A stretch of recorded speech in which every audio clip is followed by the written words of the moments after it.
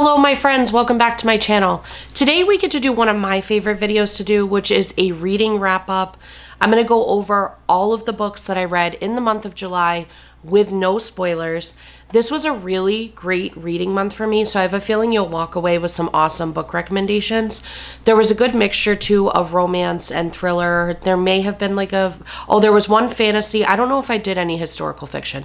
But anyways, a good mix of genres for books in this video. I get so excited to film these videos because I do little mini wrap-ups on my Instagram stories, and I try to keep it to just the 160-second slide per book, and I just feel like I can never dramatically convey how much I love a book with those 60 seconds. So I'm excited to get to sit down and talk about them at a little bit more length. If you do enjoy book content though, feel free to check me out on that Instagram. I always have it linked in the description box, and I'll put my handle up on the screen here. So as I mentioned, all of these reviews will be spoiler free. I'm going to go ahead and give you a little bit of a summary on the book. I'll also provide my personal star rating for the book, as well as indicate if there's any spice and what level I consider it to be. I don't have any fancy system when it comes to rating. I just do what's on my heart when I walk away from the book. So without further ado, let's jump into what I read in the month of July. So we started off with Tangled Up In You by Christina Lauren. This was a really fun one, and it was even more fun that I was actually in Disney while reading it, because it's a romance and it's a retelling of Tangled / Rapunzel's story. And this one I gave a 4 out of 5 on stars. And surprisingly, if you've read Christina Lauren in the past, they usually do spicy romances, but this one was actually completely clean. So this one follows Ren, who has recently and finally convinced her parents at the age of 22 to allow her to go to college. This is a big deal because her parents are incredibly strict and are always trying to shelter her. Once she gets to college, she discovers that there may be some secrets from her past her parents have been hiding from her, and she decides she needs to go out on a mission on her own to uncover those secrets. I also want to mention that I am coming off of feeling under the weather, so if I sound like Marge Simpson in this video, that's why. It's not my normal voice. I may want to be like Phoebe Buffay and test out some Smelly Cat and see how great my voice is doing that. If you don't understand that reference, I'm not sure we can be friends and proceed in this relationship, but any hoodles, I'm not feeling good, so just please forgive me for what my voice sounds like today. So this one was really fun. It definitely was not one of my top Christina Lauren books. Borderline a little bit on the awkward side. I loved the way they handled the retelling of Tangled because I love the movie Tangled. And so I felt like they honored the movie without straight up copying it. But I just couldn't really get involved in Fitz's story. Fitz is the male main character in the story. Ren is the female main character. I could never really get invested in Fitz's story. The one thing that I think they could have improved on with Tangled is that Tangled, because it's a kid's movie, Rapunzel's dream is to get to go see the lanterns, you know what I mean? And Ren's dream didn't feel like much more exciting than that. I feel like a 22-year-old getting to go to college for the first time could have dreamed a little bit bigger, and I never really got that from the story. I'm normally the type of person that I can take or leave spice. It doesn't bother me one way or another if it's there. This one, I think that it was an excellent choice not to include spice because of the sensitive nature of Ren's actual story. I felt like it was respectful from the authors to not include it. So even if you normally enjoy spice, but you happen to be a Disney fan, don't let there not being spice, stop you from reading this one, because I think it was a good choice on the author's part. And I think it would be worth reading, especially if you happen to be a Disney fan like your girl over here. Next up, I read Romancing Mr Bridgeton by Julia Quinn. This one I gave a 4.5 out of 5 on stars and 1 out of 5 on spice. I have been on such a Regency romance kick, and I feel like you can't be on a Regency romance kick without reading the Bridgerton series.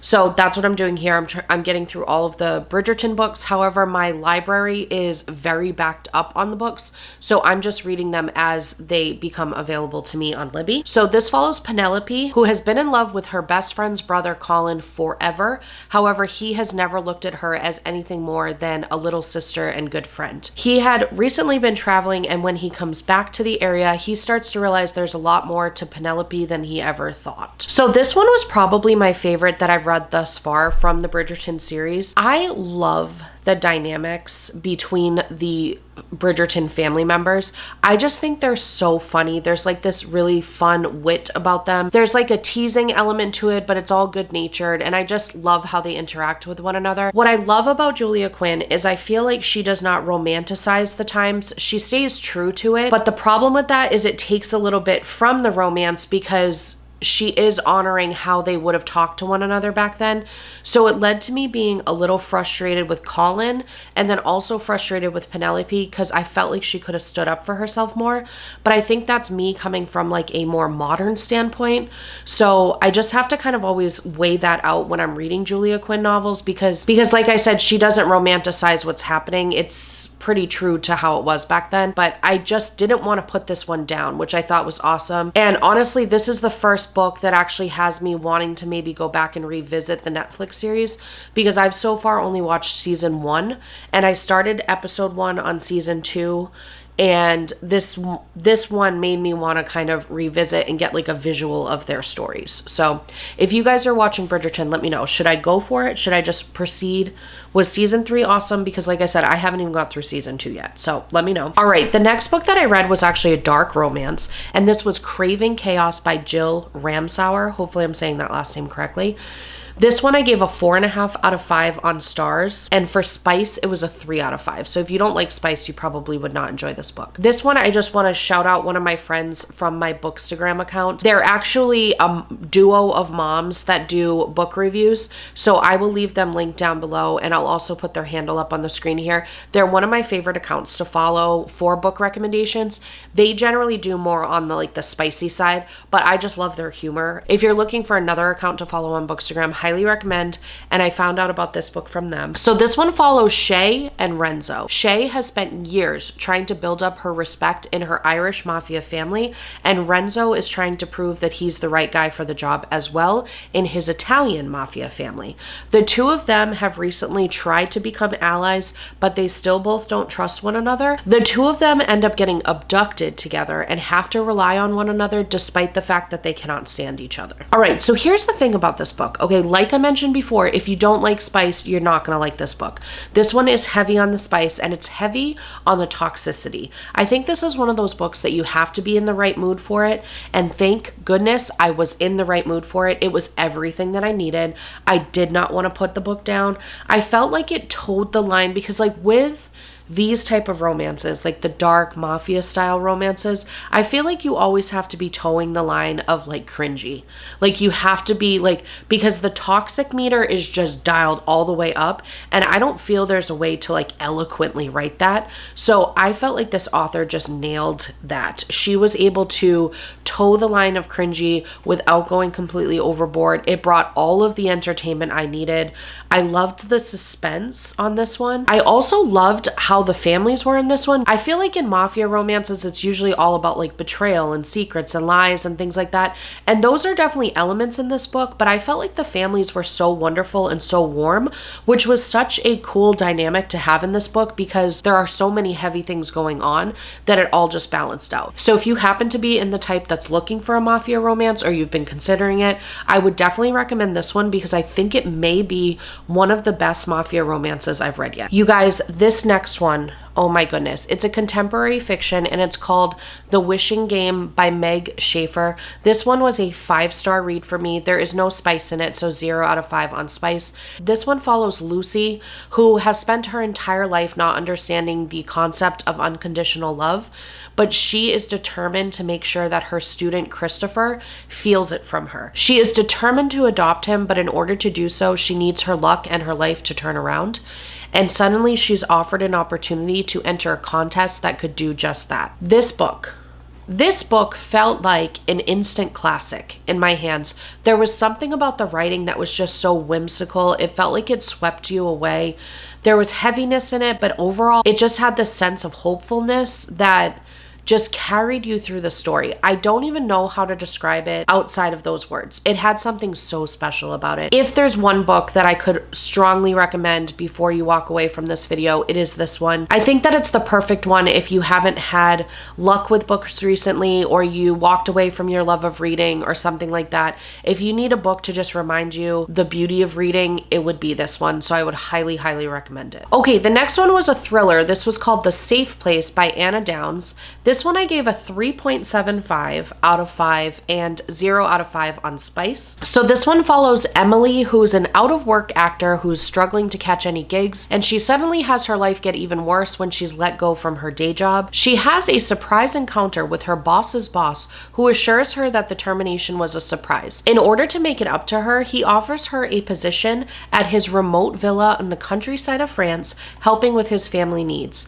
As soon as she gets there, she starts to realize that this job may be too good to be true. This one started out incredibly promising. I didn't want to put the book down at any point, but I also did not enjoy it at any point. There was something weird going on with like the relationship dynamics of the book. It was almost like they were trying to force some type of relationship. I think the plot itself could have stood on its own, and I don't know what was going on with the relationships. They just felt a little weird to me. But I felt like the author did a great job in kind of like shifting your focus, so you never really sunk into your own suspicions to figure out what was going on. So the twists and turns went really well. This one is like incredibly creepy. So I would think like as fall starts to come to us, this one was really creepy without being super gory. So I think it's the perfect fall thriller, especially if there's like a rainstorm going on or something. I just think that this would be awesome. All right, the next one was another historical romance, and this continues on in the Bridgerton series. This one was To Sir Phillip with Love by Julia Quinn. This one I gave a 3.5 out of 5 for stars, 1 out of 5 for spice. This follows Eloise, who has refused several offers of marriage because she has incredibly high standards. She had settled into the idea that her and her best friend were just going to become spinsters for the rest of their lives, but suddenly her best friend ends up marrying her brother, and she has to start reevaluating all of her life choices. This book took me on a journey. I don't think I've ever had such complicated feelings towards a character as I did with Eloise. I love Eloise's like sarcasm and witty banter and things like that, but there was something about her that just felt a little like bratty in this book, and so I could never fully connect with her. However, Phillip, I think he goes on an incredible journey in this book, from the way his thoughts are in the beginning of the book and then the way they progress. I think that there was a lot of growth there. But just like I mentioned with the other book, is that the thing with Julia Quinn is she's very true to the time. So it always takes away from the romance a little bit for me, because the relationships feel very business-like to me. So it's a little hard to get swept away by romance when you're reading one of her books.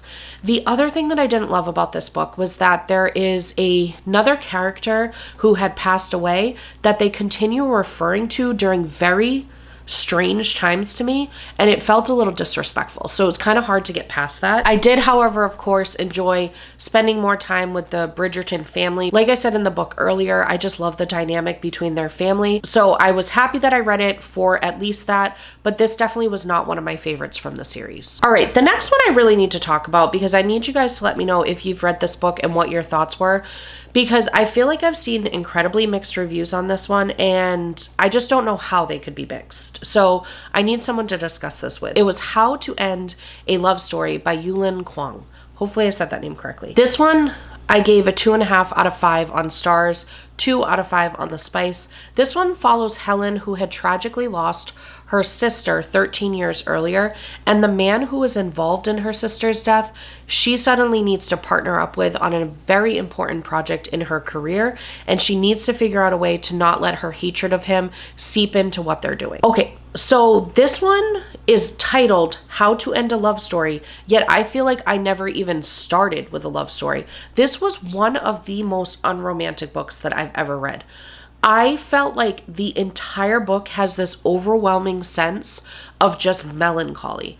So if you're not like a squeaky clean, romancy type person and you're looking for a deeper kind of like tragic undertone or something, maybe you're going through something in life and that's what you're looking for, maybe you'd want to turn to this one. But for me, it was just so frustrating, so repetitive, and that's why I said I would really like someone to talk to me about this, because this was actually a book of the month pick, and book of the month for me has always pretty much delivered. There's been very few books that I've gotten from book of the month where I haven't been like absolutely obsessed with. So I was a little surprised at how little I liked this book. What I did truly like is that the dual POV in this book is done in a very unique way. It was like, instead of having separate chapters with POVs, it would instead be like within the scene there was different POVs. And I thought that was really cool. And she didn't do it in a way where like the exact scene is repeating. She's actually, I think, a screenwriter. And so it felt more like almost like a movie script that you were reading. So I thought that was a really cool way to approach this book. But other than that, there was just not much that I loved when I walked away from the book. And I just would love to hear your thoughts if you read that one. The next book that I read was Crossroads by Devney Perry. This one is a spicy romance. It's set at a ranch, so it's a little bit of a cowboy element. 4.25 out of 5 for stars, 2 out of 5 for spice. This follows India, who returns to a ranch she hoped to never see again, and she's unfortunately in the position of power that the previous owner's son is not happy with. I honestly, like, every time I pick up a Devney Perry book, I'm just completely swept away. She has such a unique way of writing that balances some elements of suspense and romance. If you're a fan of the Yellowstone TV series, you would probably love the Devney Perry books just like I do. I absolutely loved the story in this book. I did not want to put this down, and I enjoyed the way that she does the timeline and the way she reveals all of the secrets of the past. I think she has such a unique ability to work out that timing. What I didn't love about this book and why it wasn't a 5-star for me is I just never really loved the characters. There was a sense of chemistry, but not a sense of connection or devotion to one another. But towards the end, that connection element does come into play, but I think that it should have been strengthened a little bit earlier in the book. But overall, if you're looking for like a cowboy ranch style romance, this one has kind of like a ranch under renovation type thing. There was also a female empowerment type vibe happening because the main female character is there to revamp the ranch, and she's absolutely killing it. I also love the Eden series from Devney Perry. I think it starts with Indigo Ridge. She just balances suspense and romance so well. So if you're looking for a little bit extra plot in your romances, she is one that I would definitely recommend. The next book that I got to read actually doesn't release until October 15th of this year. It was provided to me from the author and publisher in exchange for an honest review. And I've said it in the past, but just so you guys know, I would never jeopardize my ethics over a digital copy of a book. So know that when I say honest review, I truly mean it. This one I gave a 4.5 out of 5 on stars. And it was like a 1.5 out of 5 for spice. So a little bit more than 1, but not quite a 2. This one I think is technically categorized as a paranormal romance, but that feels kind of weird to say because I don't want people to think that it's like creepy. It's more of like a cozy type vibe. So this one follows Tasman, who is in the business of seeking out artifacts for people. And she's been a source that Bowen has turned to many times in the past.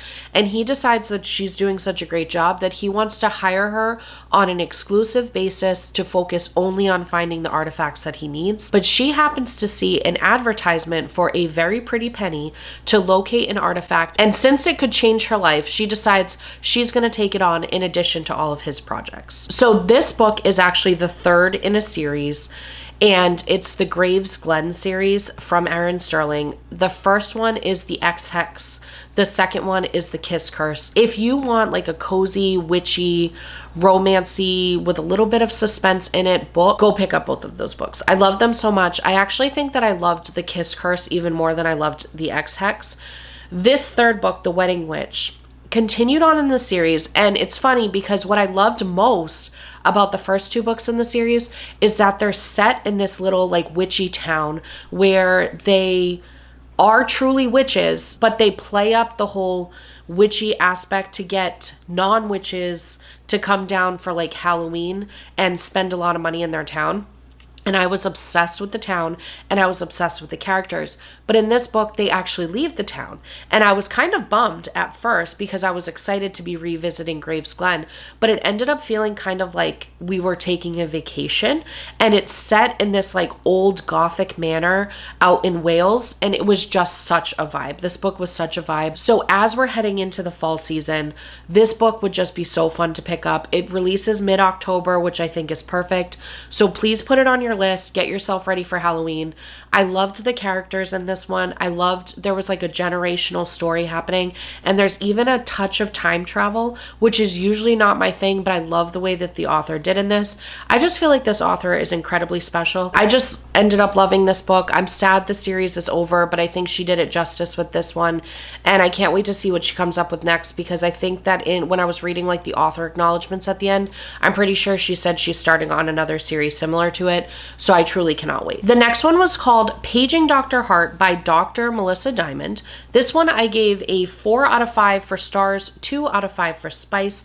But what is cool with this one is there was a note at the end, or maybe it was at the beginning, I can't remember, that you can actually download this book in 2 different versions. So there's the spicy version that I read, or there's a clean version that you can download where it's all just kissing, flirting, and then everything else happens behind closed doors. So if you're not into spice and you are interested in this book, you could always seek out that option instead, which I think is awesome when authors do that. So this follows Tiffany, who has established herself in her medical career and reached the resident status by keeping everybody at arm's length.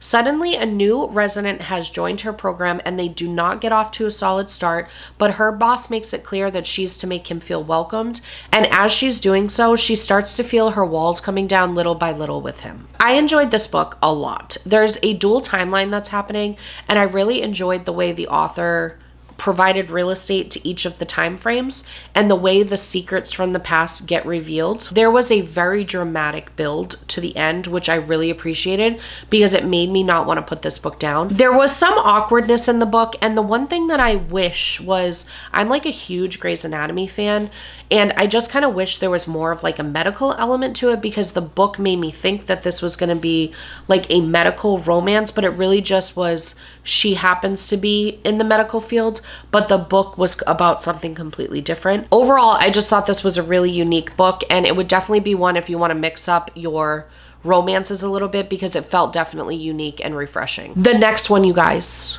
The next one. This is another one. I should do like a top 3 at the end of this of like, I should start doing that in these videos. Let's do that. Okay, by the end of this, I'm going to give you my top 3. Listen for the Lie by Amy Tintera. You guys, I actually picked this as one of my book of the month reads, and I'm crazy because I have 3 toddlers, okay? And so I cannot read physical books anymore because they will rip the pages out if I'm trying to sit there while they play and read my book.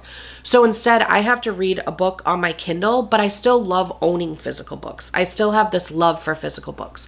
So generally what I do is I borrow books from the library or from Kindle Unlimited. And then if I really truly love that book, I buy it basically as a trophy for my bookshelf and in a way to support the authors, obviously. Well, this book was actually a pick of mine from Book of the Month. I still have a Book of the Month subscription, despite the fact that, like I said, I cannot physically read books.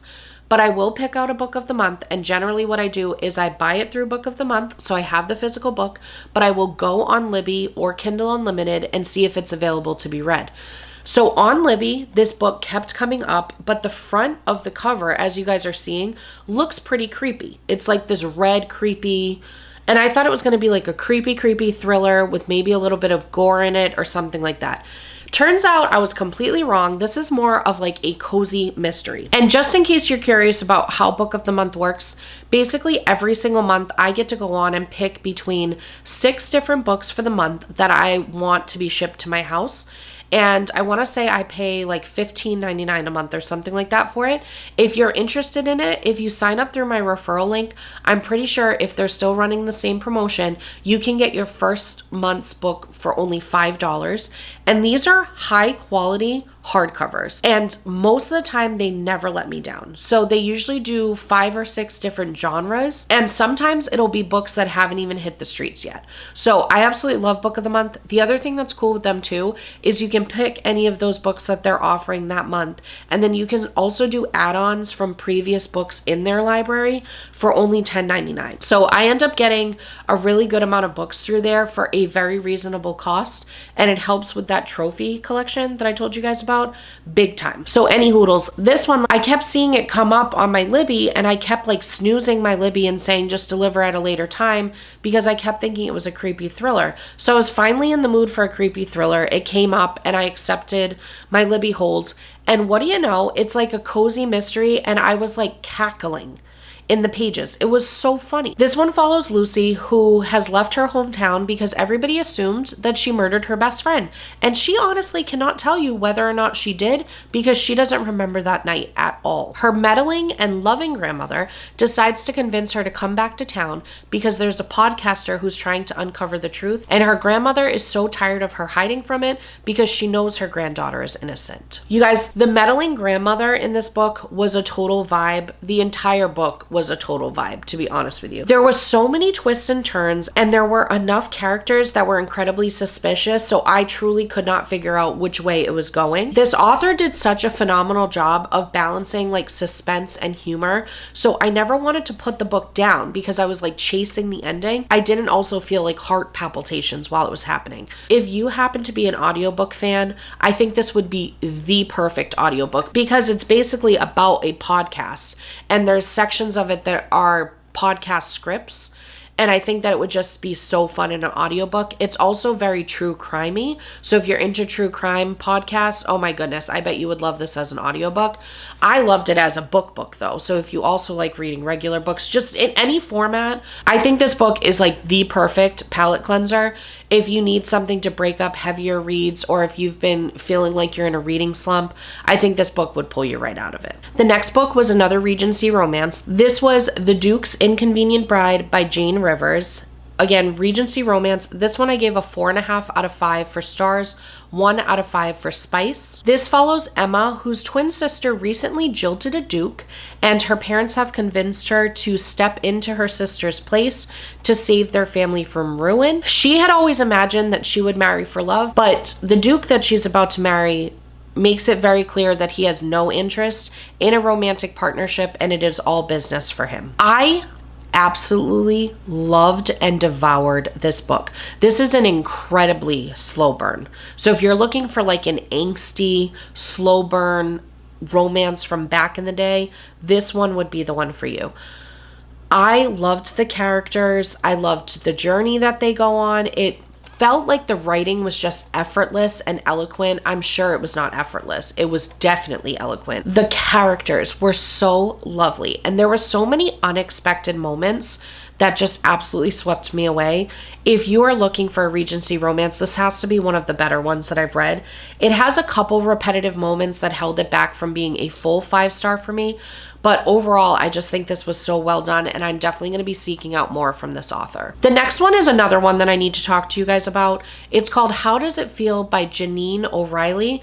This one is a romantasy. I gave it a 2.5 out of 5 on stars and 1 out of 5 on spice.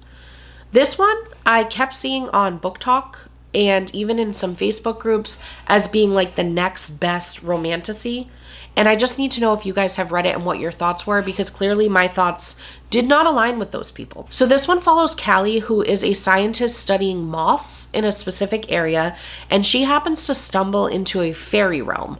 When she's there, they're assuming that she's an assassin who has been sent to kill their prince. When she cannot convince them otherwise, they decide to make a bargain with her that if she can face 3 battles in their realm and win, then she'll be able to go back to the human realm. So this one, oh my God, I did not want to put this book down was the problem, but I also could not stand it at the same time. There's a dual POV that's happening, but it felt like it was lazily done because it would be a chapter that's felt copy and pasted and just a couple sentences changed because it was the exact same scene being told in 2 different points of view.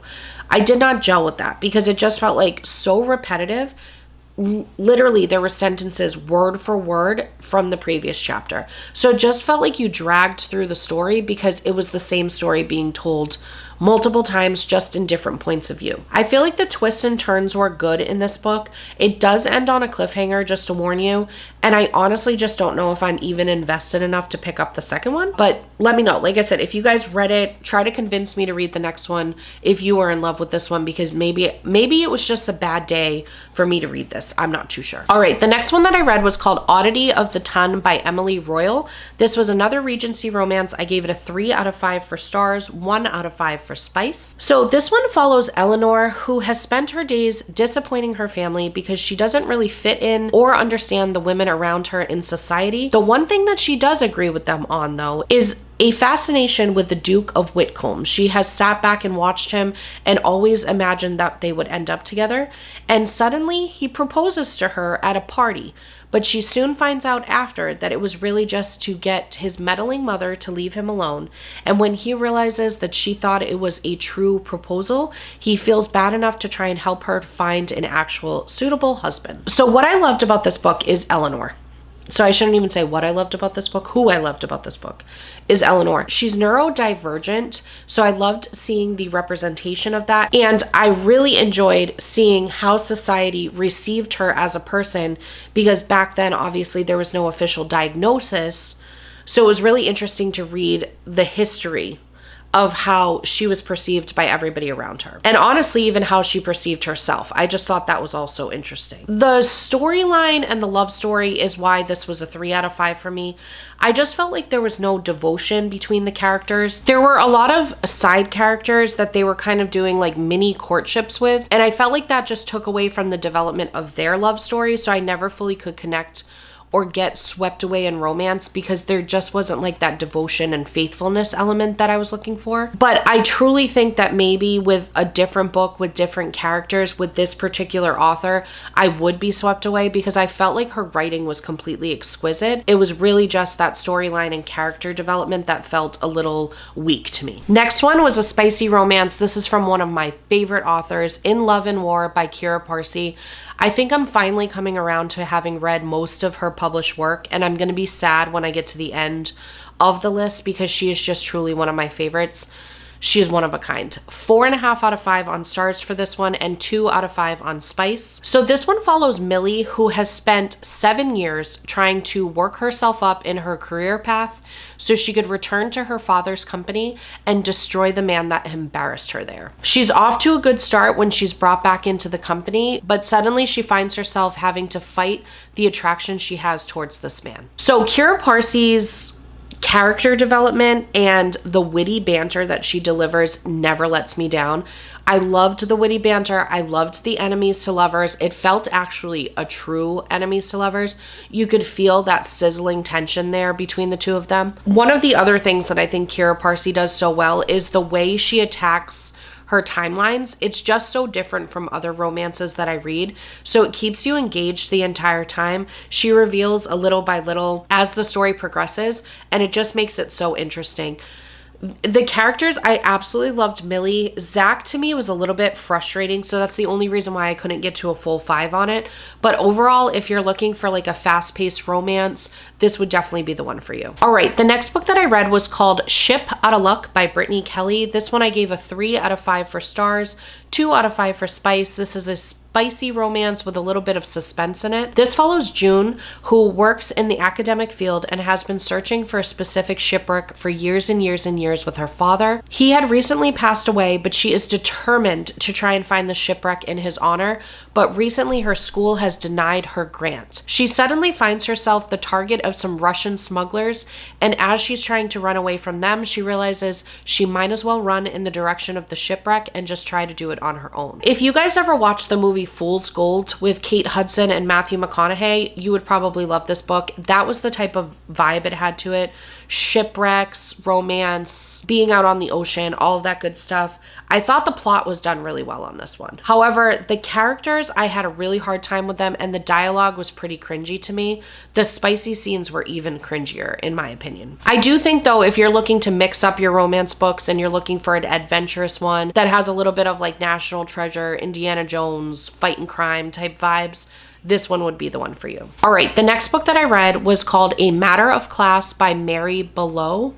I doubt I'm saying that last name correctly. This one's a Regency romance. I gave it a 3.5 out of 5 for stars, 1 out of 5 for spice. This one follows Reginald, who has been raised a gentleman, but he has not ever been accepted by society because they have new money and he doesn't have an official title. His father is determined to marry him into a family that does, and suddenly there's hope for his father because one of their neighbor's daughters was recently disgraced by scandal, and he sees it as an opportunity to finally bring their family into polite society. This one is hard to really comment on because there's a very unique approach to this story that I don't want to give away. So all I can really say is that I loved the dual timeline and how the story was developed little by little. It's under 200 pages, so it's a super quick read. So if you're just in the mood for a Regency romance and you need something to quench that thirst, this one would 100% do it.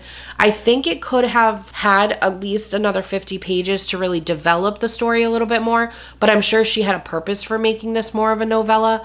Overall, I just think it was really well done, and it definitely makes me want to seek some more from this author in the future. And the last book that I read was called An Engagement with the Enemy by Sally Bridgeton. This one I gave a 4.5 out of 5 for stars. It's squeaky clean, so 0 out of 5 for spice. This one follows James, who has avoided the idea of settling down for marriage yet, but his father is insistent upon it happening and schedules a summer of events to bring suitable candidates to their home so James can finally pick a bride. His sister's obnoxious best friend is going to be present for all of these events, and he decides he can turn to her as an ally to try and keep all of the brides away. So what's funny with this book is I am a very plot heavy person. I enjoy there to be some type of plot that I'm chasing to finish.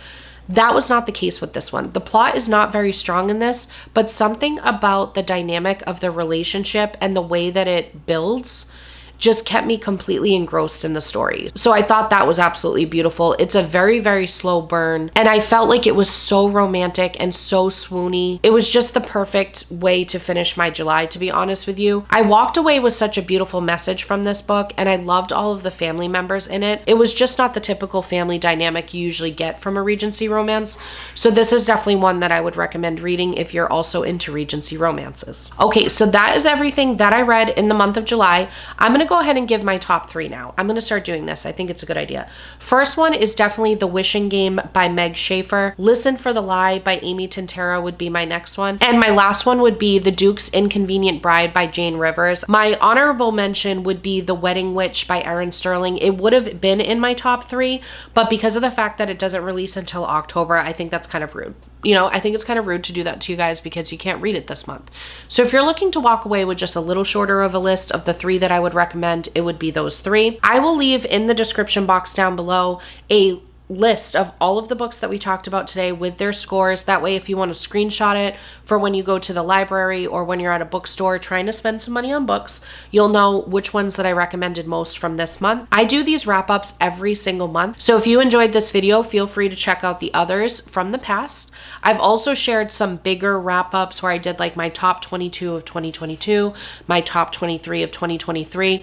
I love talking about book recommendations, so there are plenty of those on this channel, and I will have a link to my playlist down below. And like I said, I have that Instagram, so if you're interested in having more daily chats about books, please find me on there. I love having book friends to talk about books with because I can't stop talking about them, and I need more people to talk to about these books. I appreciate you guys spending some of your day with me. I hope I delivered whatever you needed when you clicked on that thumbnail.